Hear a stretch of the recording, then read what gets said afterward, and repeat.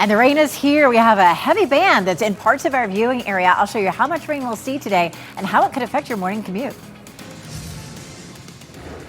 And that wet morning commute, the WRAL Storm Tracker is on the road right now with conditions that you will see throughout the morning.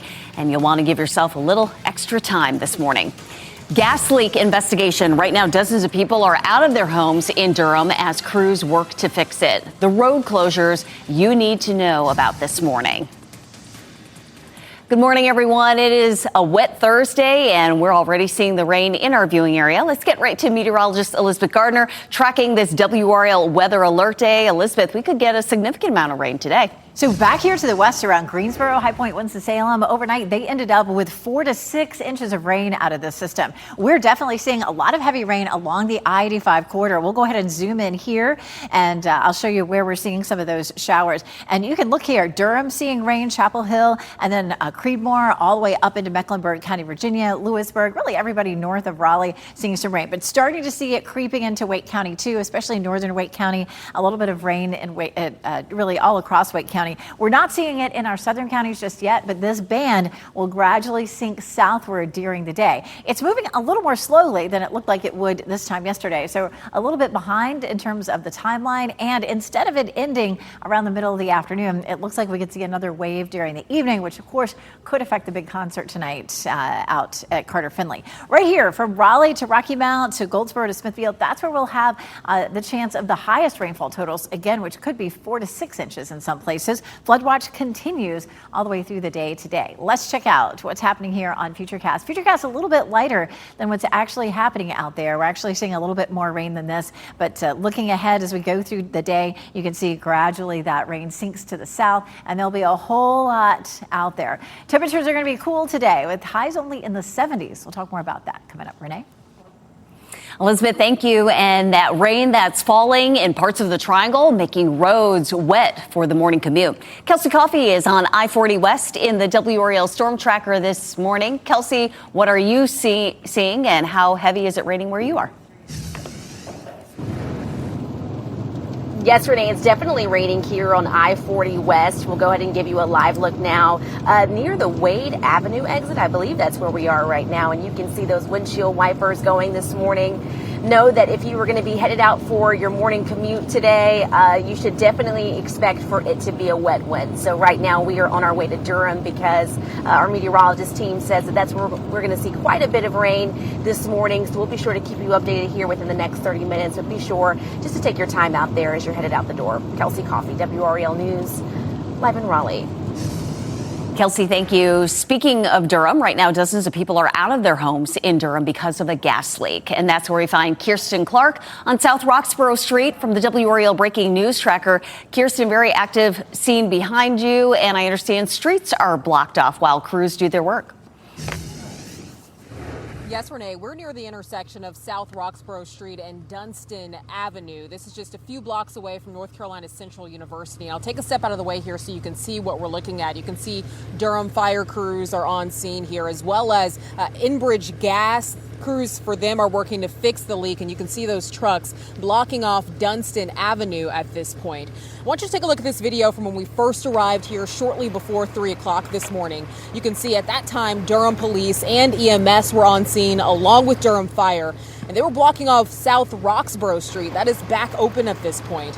And I spoke with Durham EMS. They confirmed there is a gas leak here, and they told me 30 people living nearby were evacuated from their homes and are currently in a safe and dry place out of the rain. So at this time, it is unclear how long it will take Enbridge Gas to fix that leak. We haven't seen crews going in and out, again, of Dunston Avenue along with fire crews, and it's unclear when Dunston Avenue will reopen. So we, of course, will keep you updated as their work progresses. Live in Durham, Kirsten Clark, WRAL News. Happening tonight, music fans will be hoping for a break in the weather as they head to Carter Finley Stadium in Raleigh to see rock band Guns N' Roses. This is the first of 2 major shows at Carter Finley in the next 3 days. Singer-songwriter Noah Kahan will be there Saturday night. Traffic and parking issues have often plagued the stadium during concerts, and that dates back to U2's show there in 2009. all the way up to last year's Chris Brown concert. Some fans say they wasted so much time in traffic and in the parking lots that they never got in to see the show. So have you ever experienced traffic like that? Nope, I was born and raised here. We saw people that had abandoned their cars and started walking. So I never made it. This year, organizers are getting the word out earlier. They put up digital signs on the roads around the stadium warning people about traffic delays. Also this year, the fairgrounds will open 3 parking lots to add more spaces. They also recommend, as always, get there early. Lots open at 1:30 for both concerts. Right now on WRAL.com, you can find a history of concerts at Carter Finley Stadium, from the Rolling Stones to Pink Floyd to Beyonce. Take a trip down memory lane to all the big shows at Carter Finley, dating back more than 45 years. Happening today, Cary Town Council is expected to talk about a new anti-retaliation policy after the release of the state auditor's report. The audit revealed a culture of hostility established by former town manager Sean Stiegel, saying, quote, multiple people say they observed something they thought they should report, but they had no one to report it to. Right now, the town does not have a policy that provides protections for whistleblowers who report misconduct or policy violations by employees or elected officials. The town's independent auditor recommended that one be established, and a policy was drafted for the council to consider. Tonight's meeting starts at 6:30. The mayor of Fayetteville is expressing his condolences after 2 Fort Bragg soldiers were killed in the war on Iran. In a statement released last night, Mayor Mitch Colvin said both soldiers were members of the Fort Bragg community. Their loss is felt deeply throughout Fayetteville and the surrounding region. First Lieutenant Fian and Sergeant Swinton are heroes. We will remember their names, honor their lives, and never forget their sacrifice.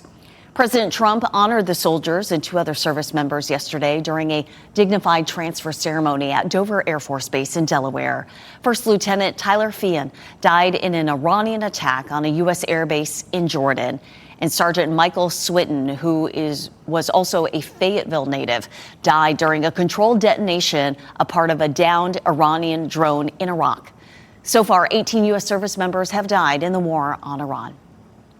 Overnight, the U.S. military completed its 12th consecutive night of strikes against Iran. Both sides are increasing their attacks on civilian infrastructure. U.S. Central Command says the attacks targeted Iran's military assets at sea. The U.S. is pushing to regain control of the Strait of Hormuz. President Trump says the U.S. will destroy a bridge each time Iran shoots at a ship in the strait. Iran is targeting energy infrastructure and plants that provide drinking water to neighboring Gulf countries. The price of gas is going up quickly as the war on Iran intensifies. AAA says the national average for a gallon of gas is $4.06. That is a 5-cent increase from yesterday and a 17-cent increase from last week. The statewide average also went up 2 cents to $3.81 a gallon, and in Raleigh, it is now $3.84 a gallon. This morning, investigators are trying to learn what started this fire at an auto shop in Durham. Sky 5 flew over the scene on Hillsborough Road yesterday afternoon. Firefighters say when they got there, they found vehicles burning inside the garage. The roof collapsed shortly after they arrived. The fire did leave behind extensive damage. Thankfully, everyone was able to get out safely. A canine at a North Carolina sheriff's office is dead after it was left in a hot car.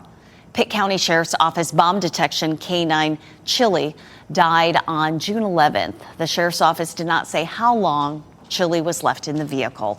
It has also not identified the deputy who was on duty or whether that deputy will face any disciplinary action. The dog's death was ruled accidental.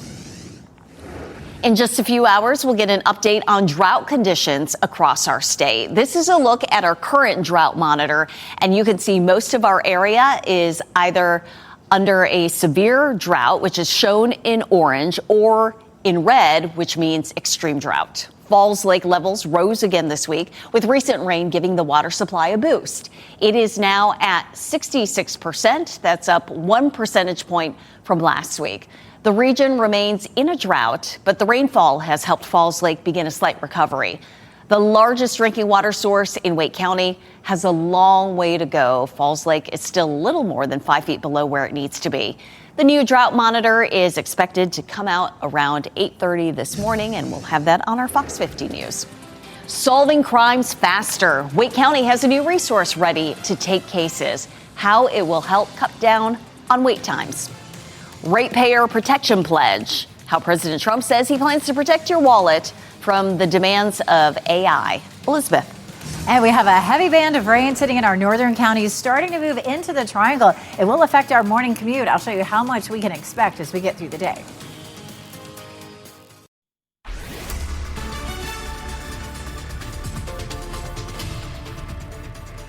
4:43, our next weather maker, this front sitting right across our viewing area, producing some heavy rain, mainly in our northern counties, but it's starting to sink on down into the triangle, and it will have a pretty big effect on our morning commute. Notice the little yellow box that popped up right here, right around Wilson County. Also in Johnson County, we did have the potential for some wind damage in the 3 o'clock hour, but that threat has weakened now. From Roanoke Rapids to Henderson, all the way down toward Durham and Raleigh, that's where we're seeing some of the steady rain right now. We do, of course, still have our flood watch that's in effect now all the way through the end of the day today, 2 to 4 inches, and we're feeling pretty confident about that. Back to the west in the Triad, they've already seen as much as 4 to 6 inches of rain, so we could see something similar to that. 100% chance all the way up until the latter part of the day. The evening commute probably won't be as wet as the morning commute, but we could have another round of rain later in the evening. Here's Chapel Hill. The rain is coming down here as we take a look from our top of the hill camera. Our temperatures are kind of all over the place. 81 in Fayetteville where it isn't raining, but 74 in Raleigh, 72 right now in Roanoke Rapids. Travel planners definitely going to be really wet today. Again, a little drier during the evening commute, and temperatures stay in the 70s all day long. We'll see a high of 77. Renee. That'll be a change. Elizabeth, thank you. Wake County has a new tool aimed at solving crimes faster. The county's new DNA forensics lab is open and ready to take on cases. Wake County will be in control of its own DNA forensic lab. It will only process Wake County cases to start. This means less reliance on state analysts and quicker results for law enforcement. Director Sam Penica says this new lab could drastically reduce the months-long wait times. We can add additional evidence to a case, subtract evidence from a case, because we have control over it. We're using the state laboratory. That's difficult to do, and also, we got to wait our turn. We could cut it down probably in some cases, and we may maybe turn around a day or two. Penica says this new lab can help connect the dots in cold cases and national cases. Progress is being made on the streetscape project in Apex. Yesterday, crews moved into phase 2 of construction on Salem Street. Work will now shift to the other side of the street. Traffic will continue flowing in one direction on North Salem Street from Saunders to Chatham. A detour will get northbound drivers around the work. Businesses will stay open throughout the construction. Today, President Donald Trump is expected to announce an expansion of a cost pledge tied to artificial intelligence. He's expected to announce that electric utilities and data center developers are joining what is called the Ratepayer Protection Pledge. It aims to protect Americans from the cost of growing electricity demand due to AI. The White House says the pledge will cover 80% of the electricity delivered to U.S. homes and businesses. There will be enhanced security tomorrow night at the rescheduled White House Correspondents' Dinner. It will happen in a different location from the dinner that ended abruptly in April when a man opened fire outside the ballroom. Tomorrow's dinner will be at the Waldorf Astoria in Washington, D.C., a smaller ballroom, and there will be fewer guests. President Trump is expected to be there. Secret Service says it already has a security plan in place. In April, Cole Allen was arrested after authorities say he ran through a security checkpoint armed with guns and knives. Authorities say he was planning to assassinate the president. Tropical storm Bertha is moving toward Texas as it loses some of its strength. But that did not stop the Gulf Coast from feeling the effects after it made landfall yesterday. It produced periods of rain, gusty winds, and coastal flooding from Florida to Louisiana. Forecasters say Bertha's strongest winds and heaviest rain should remain offshore. However, the governor of Louisiana says people should not let their guard down. The storm is likely not to produce the type of rainfall or wind event that it could have. But I want to remind everyone of something important, that forecasts can change, and even a weaker storm can produce dangerous rainfall, localized flooding, and hazardous travel conditions. Southern Louisiana was under both a tropical storm and extreme heat warnings for much of yesterday. We could also see periods of heavy rain as well, and we're seeing that rain in the Triangle and to parts north of us. Meteorologist Elizabeth Gardner is tracking that rain right now. Elizabeth. We'll jump right into Dual Doppler 5000 radar, and you get a sense of what's going on. You can see all the colors from the Triangle area northward.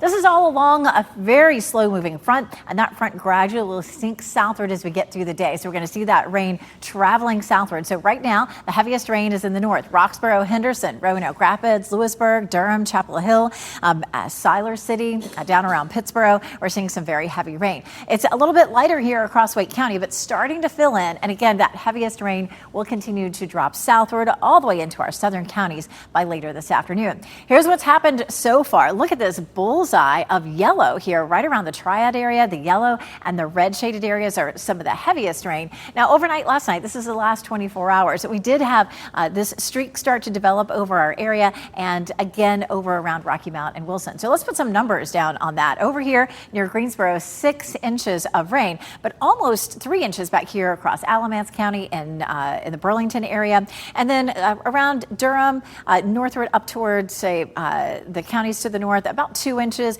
And that swath spreads all the way from Oxford to Henderson with about 2 inches of rain, a little bit west of Roanoke Rapids, closer to 1.5 inches. And then around 3/4 of an inch along that line from Wilson over toward Rocky Mount. And of course, we have much more to come. In High Point, it was 6 inches, Burlington around 5, Greensboro 5, about 4.5 in Winston-Salem. So that is the history of what happened to the west, and that's definitely what's coming our way. So that's why we have a flood watch that's in effect. The main thing that you want to watch out for today is water on the road, not just the ponding, but if you really see a big area of water on the road, you want to stop and turn around and go the other way.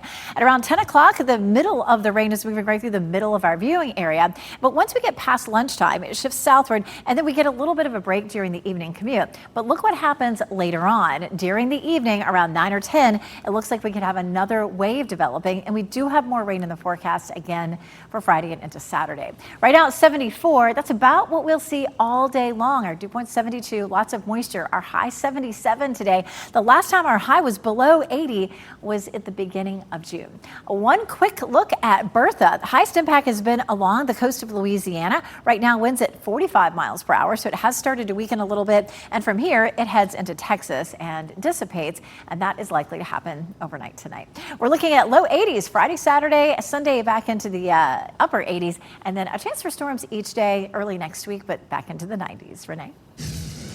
Elizabeth, thank you. Back in theaters and back in time. The film back on the big screen and the documentary stepping into the 70s comedy scene. That's next in the Hollywood Minute.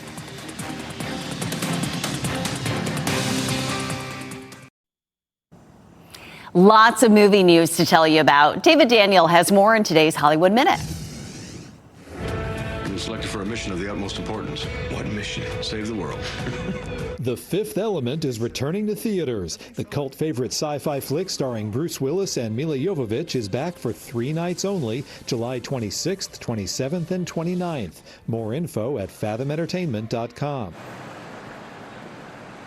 A new lease on life for a Hollywood icon. Sony Pictures Entertainment says it'll restore and renovate the Cinerama Dome. The plan is to reopen the much-loved movie theater in early 2028, when it'll be operated by Alamo Drafthouse. The Dome closed in 2020 during the COVID-19 pandemic.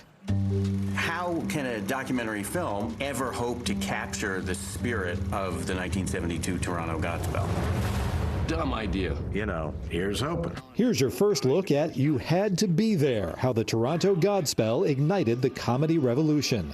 That production sparked the careers of Martin Short, Eugene Levy, Gilda Radner, Andrea Martin, Paul Schaefer, Victor Garber, and more, and proved a pivotal point in comedy history. The documentary opens in New York September 18th and across the U.S. September 25th. In Hollywood, I'm David Daniel. The European Union has given the green light on Paramount's takeover of Warner Brothers Discovery. The European Commission says that Paramount has made several concessions, including an agreement to exit a film distribution joint venture with Universal in Europe. This was one of the last remaining hurdles for Paramount to complete the deal. However, a lawsuit from 12 U.S. states has put the merger on hold until next month at the earliest. It appears the FIFA World Cup left a lasting impact on parts of North Carolina. For weeks, two of the world's biggest soccer nations called the Triad home. You may remember Team Norway trained and stayed in Greensboro, and Team Germany trained in Winston-Salem. Fans from all over traveled to see the soccer teams play. Local leaders in the Triad estimate at least $9 million was generated during their stay. Hope they love their time in North Carolina. 4:57 now. It's a wet morning commute. The WRAL Storm Tracker on the road right now, giving you real-time conditions of what you will see. You may want to head out the door a little earlier. Gas leak investigation. Right now, dozens of people are out of their homes in Durham as crews work to fix it. The road closures you need to know about this morning. Don't go away.